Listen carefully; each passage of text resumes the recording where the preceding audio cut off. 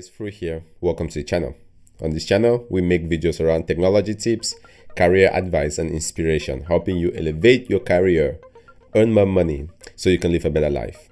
In today's video, we're going to talk about GPT-3, and this is going to be a continuation of a video I made a little bit earlier, where I did a review of the GPT-3 platform. I actually went ahead and did a demo.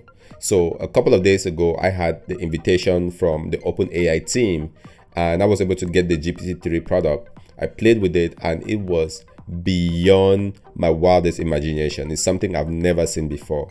And as I've had some time to play with this over a couple of days, spending time with the product, it really hit home to me what I'm seeing.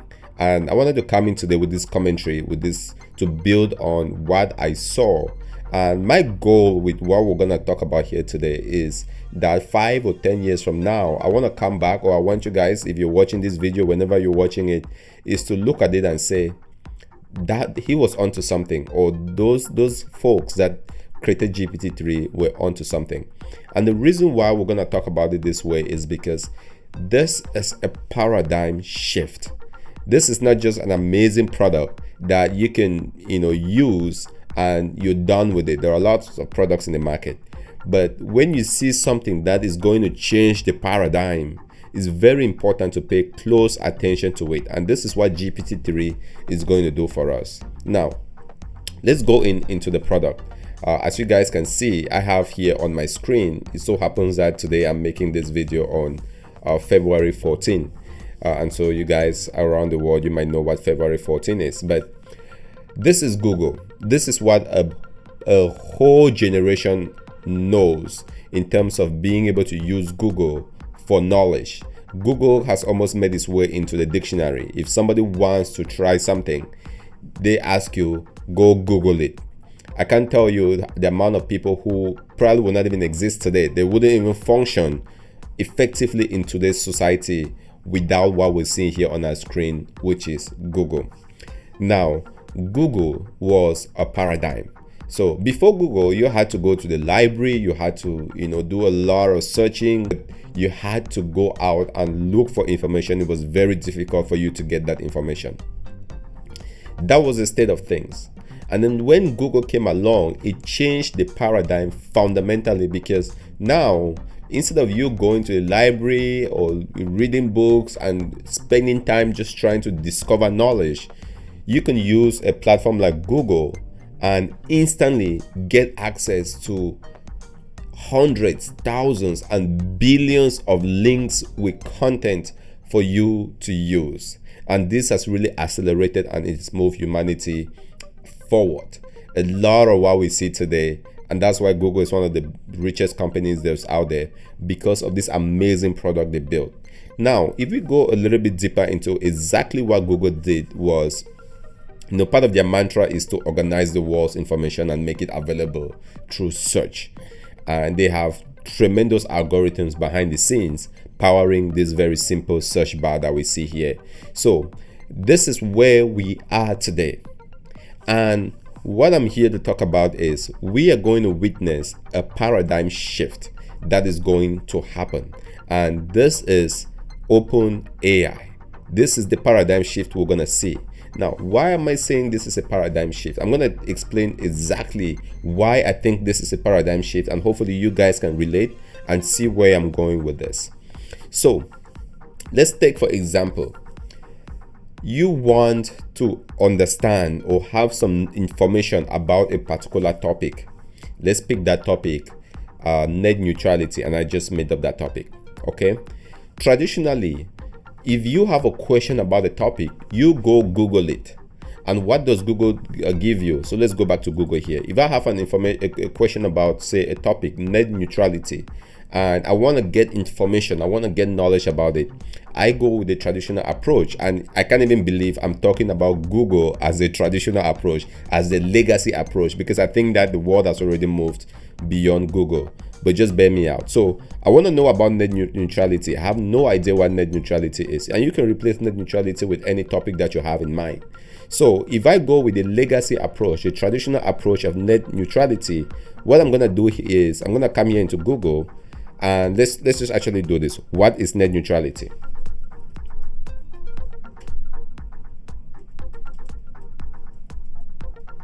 All right, so we do a quick search. What is net neutrality?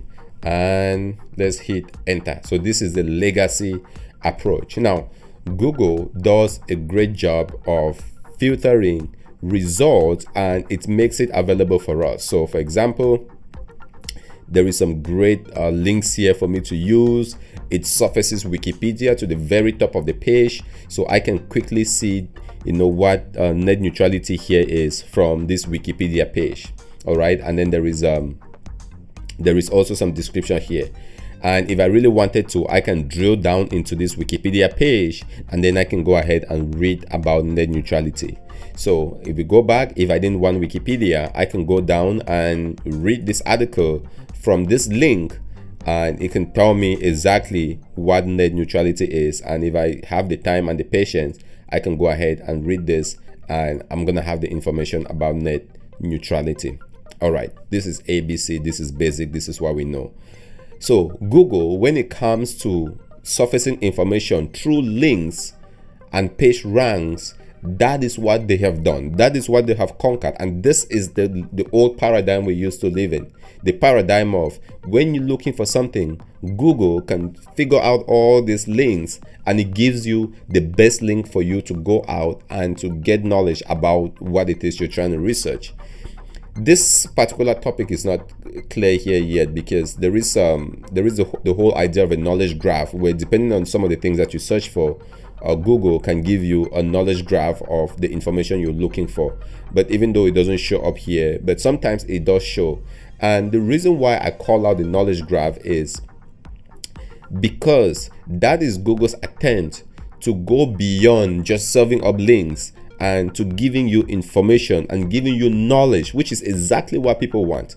When I'm searching for what is net neutrality, I don't think I care so much about the link or the rank of this page as much as I want to get information about what net neutrality is. And if you can just give me this information, I have no reason to click on this link. I have no reason to go click on this link. As a matter of fact, it's a waste of my time to click on this link if I can just get the synopsis, the summary, the knowledge packet of what exactly net neutrality is. And that is the paradigm shift we're going to be seeing here. So to recap from what we've seen here in Google, what Google does is it serves up pages using I can tell you the algorithm is amazing. The page rank algorithm, that's what has made Google billions and billions of dollars. They can serve you up these pages, they put some ads around it, and they've made a lot of money. Now, what happens? What exactly happens when that paradigm changes into a fundamentally new paradigm that, you look at the old school and it's completely, irrelevant to you?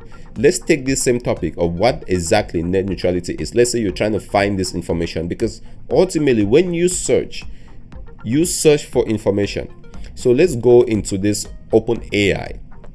And again, this is still beta. This is still at the infancy. Anyone can have this. So at some point, I would say, let's put that information here. Paste that. What is net neutrality? And let me just put that with a question mark. And then we're going to do something here. Let's actually switch this to DaVinci Instruct. All right. And I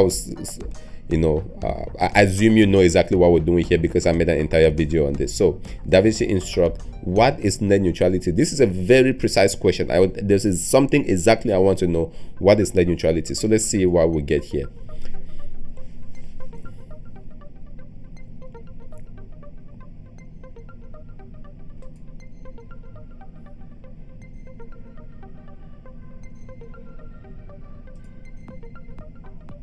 All right, so there you have it.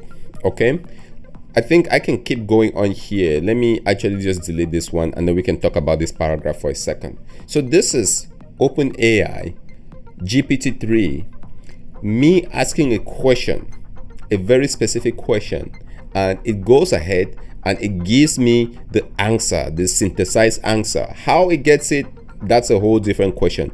But right now I have a very specific synthesized answer. Now imagine that if you have this in front of you and replace net neutrality, let's just try this with another one, quantum what is quantum computing.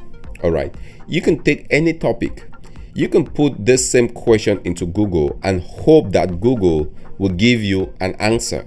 All right, but what Google will give you is they're gonna give you links to pages, and you still have to do that work of figuring out the answer. And then now we have a paradigm where you ask a question and you get specific answers to your question and not links to pages. Okay, so I can know exactly what net neutrality here is without even worrying about the pages where this comes from, and you get information instead of links. And this is why, guys, I think that this is the paradigm shift we're gonna see. Now, I know this is still at the infancy, this is still baby steps. All right, this is still a beta version. The UI is not even impressive. Okay, and I'm just walking in a playground here, and you can see the power behind this. Now imagine if someone takes this, puts some good UI on top of it, does a couple of more advances to it, and then asks the question, if you want to look for something, would you rather ask this AI to tell you that thing, or would you want to go to a Google search bar so you can get a bunch of links for you to click through? You know, for me, I think that because ever since I started using this for the past couple of hours, or maybe just a day or so, I found myself spending more time here asking and getting interesting answers to the question than putting it in Google. As a matter of fact, I didn't even see a need to go to Google. There wasn't a reason for me to go to Google, because all I'll do is I'll get links to pages. But here it's giving me specific answers. Now there is, again, like I said, this is version 1. I might have to verify the answers that I get and all of that. But just imagine when this is version 5, version 10, version 20, version 50 of this. Now, this would leave Google back in the dust. As a matter of fact, it's not even a competition to Google, because I think these are two different things. These are two different paradigms. Okay, it's like the paradigms of people riding horses, and there was a paradigm of people using automobiles, motorized vehicles. Now, a motorized vehicle is not just a faster horse, it's not a bigger horse, it's not a stronger horse, it's a new paradigm, it's something completely different.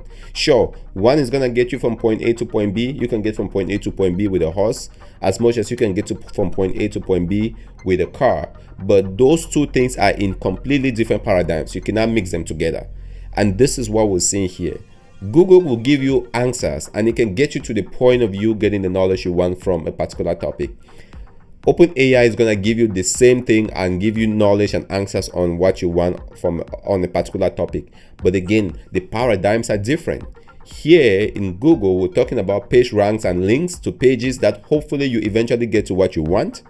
But here, AI somehow is doing that work for you, and is just serving up the answers right in front of you. And that is what is amazing.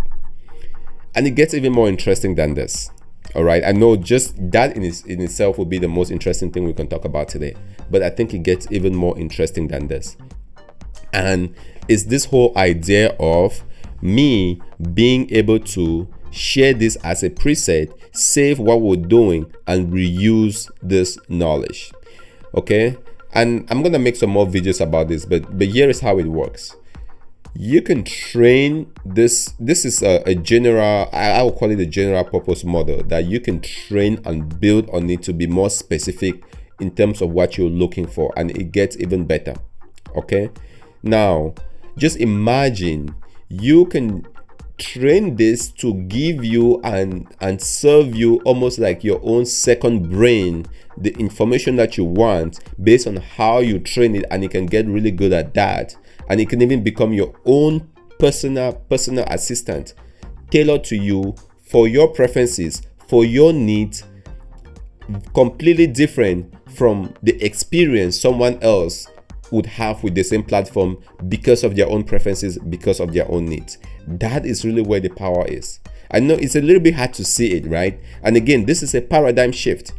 Google has an algorithm. When you search and you ask for what is quantum computing, or you write something in the search bar, it goes up to Google and they control it. They can sort that stuff in however they want. Okay, you can force Google and train it to respond based on your particular preferences. It's just gonna give you the results that are coming back. It's not personalized. You don't get true personalization. But when you use this AI, and I don't want to do it in this video, and based on how you're asking the questions and you're prompting for the questions and answers and you're training that, you can save it and have this little micro models or these micro brains that, depending on what you're looking for, you can just tap into that brain and it gives you that information, it gives you the answer without you spending time on links, on pages, and all of that. That is the power. That is the power of this thing. It's amazing for us asking questions like this, just random questions, and get answers. What is quantum computing? But maybe quantum computing is important to me. Maybe that's not important to you. What exactly is important to you? Use that as a prompt, train this, save this, wake up in the morning, and you can just keep going with it until only you alone knows what you have, helping you, being your personal assistant. That is the game changer. That is a new paradigm. That is why I want to come back in 5 years and watch this video and think about what we've talked about today. It's going to be really interesting, really fascinating. Guys, I know sometimes when you see a new technology or when the paradigm shift is happening, there are people that would push back. There are people that will challenge it. There are people that will not even see what's going on. You know, there's a favorite quote. I really cannot attribute the quote right now, but just to give it, they say, you know, a new technology, a new way of doing things doesn't come into reality by conquering and changing the minds of all the non-believers. That's not how it happens. What happens is this new way, this new paradigm would come in, and the young generations would embrace it, and the deniers and the naysayers will just gradually die out, and someone will wake up at some point, and the new reality is gonna be the fact that Google is irrelevant, or this whole idea of searching for links becomes irrelevant, and people are searching for answers, specific answers, and that's what they're getting. Yahoo was a different paradigm. In that paradigm where you had to curate all these links and serve it up, it wasn't scalable, it wasn't effective. Google came along, it changed the paradigm. You can index all these pages, rank them with a specific algorithm, and made it easy for people to get access to those page with page ranks. And that was its paradigm. And then now we're getting into this paradigm of an AI model trained on all this information across the web. You ask a question, you get specific answers instead of pages. And those answers can come from any page, but you're getting answers instead of pages. That is a new paradigm. And that is why Google is dead. They just don't know it yet. All right, guys. This is Fru. Thanks for watching. Hopefully this was helpful. Hopefully, I know this is a little bit of a pontification, you know, me sitting on my high horse and claiming to know everything. I don't know, but it's gonna be fascinating to see where this goes. Guys, what are your thoughts on this? Have you had a chance to experience this GPT-3 OpenAI firsthand? I want to get your thoughts. Not just it's cool, it's impressive, it can do so and so. Yes, it can do it. But what does this mean for the paradigm? What does this mean for what we are used to doing? Guys, let me know what your thoughts are. Jump into the comment section below. As always, that always generates great conversations. Again, this has been Fru, signing out.